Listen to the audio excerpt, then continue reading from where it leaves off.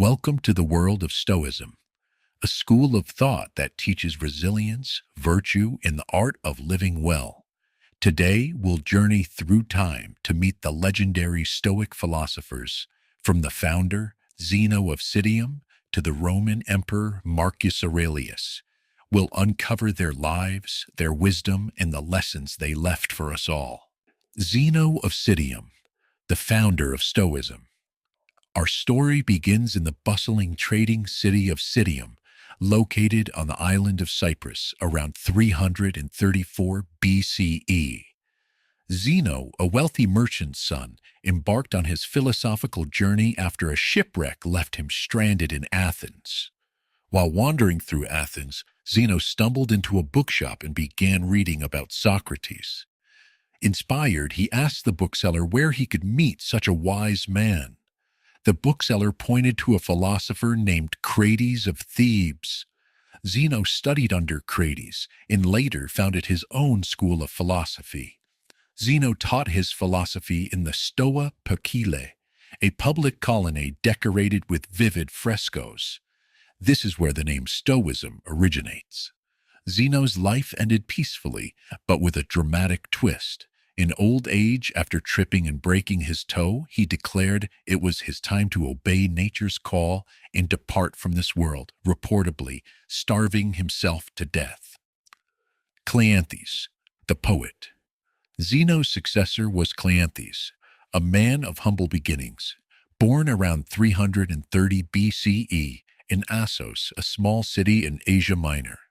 Cleanthes initially worked as a water carrier at night to support his philosophical studies. Cleanthes is best known for his Hymn to Zeus, a poetic masterpiece that embodies Stoic ideals of order and reason in the universe. Cleanthes was once ridiculed for his physical labor, but he embraced it, saying philosophy requires sweat. His resilience earned him the respect of his peers. Cleanthes lived into a ripe old age and, like Zeno, chose to die by fasting, believing it was his time to return to nature. Cato the Younger, the unbreakable Stoic.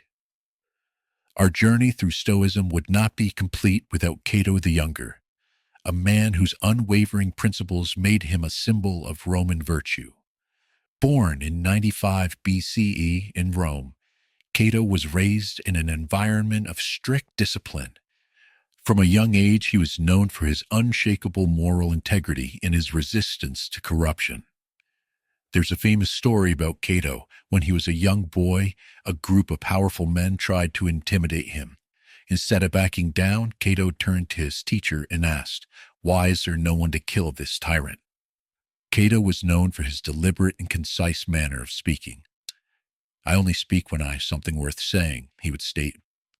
But his opposition to Caesar ultimately led to his downfall. Rather than live under a dictator's rule, Cato chose to take his own life in 46 BCE after being defeated in battle. True to his Stoic beliefs, he met death with absolute calm, reading Plato's Theod, a dialogue about the immortality of the soul, before stabbing himself. When his wound was not fatal, he tore it open with his own hands, refusing any attempt to save him. He died as he lived, unyielding, principled, and free. Chrysippus, the logician. Next comes Chrysippus, born around 280 BCE in Soli, a city in modern-day Turkey. Often called the second founder of Stoicism, he systematized and expanded Zeno's teachings. Chrysippus was a master of logic. Chrysippus was said to have written over 700 works, although sadly only fragments survive today. His writings covered a wide range of topics, including logic, ethics, physics, and theology. Chrysippus is rumored to have died from laughter after watching a donkey eat figs and drink wine. Seneca, the philosopher-statesman. Fast forward to Rome in 4 BCE, where we meet Lucius Annaeus Seneca, better known as Seneca the Younger. Born in Spain, Seneca rose to prominence as a tutor and advisor to Emperor Nero.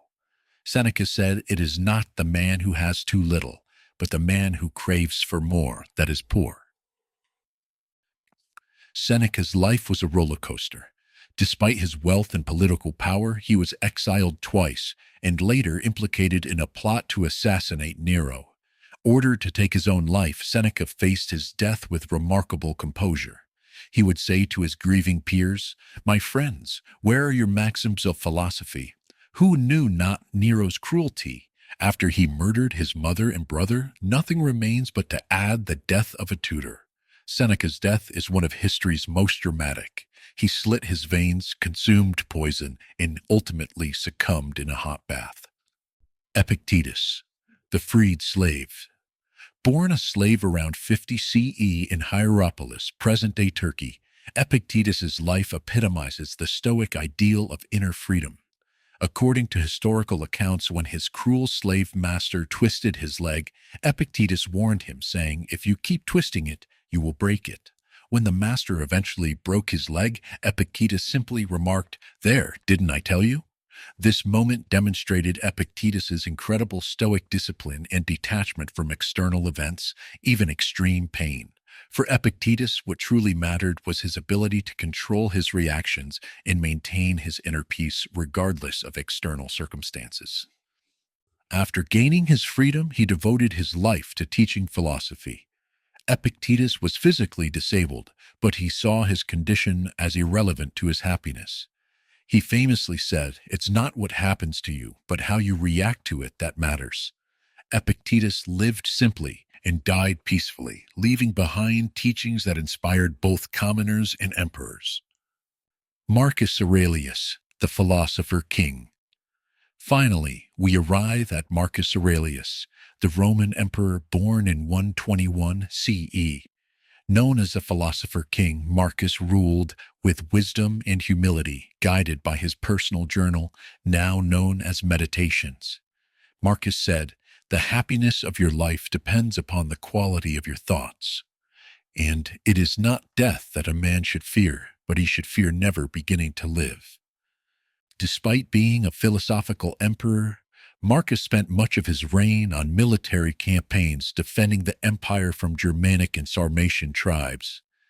Unlike many rulers who governed from the safety of Rome, Marcus lived among his soldiers, enduring harsh conditions on the battlefield. Marcus Aurelius passed away in 180 CE, likely from the plague, leaving behind a legacy of leadership and philosophical insight. The Stoics lived in turbulent times, yet their wisdom shines as brightly today as it did centuries ago. From Zeno's resilience to Marcus Aurelius's leadership, these philosophers remind us that virtue, discipline, and reason are timeless guides. Which Stoic resonates most with you? Let us know in the comments. And if you enjoyed this journey, don't forget to like, subscribe, and share. Until next time, stay curious.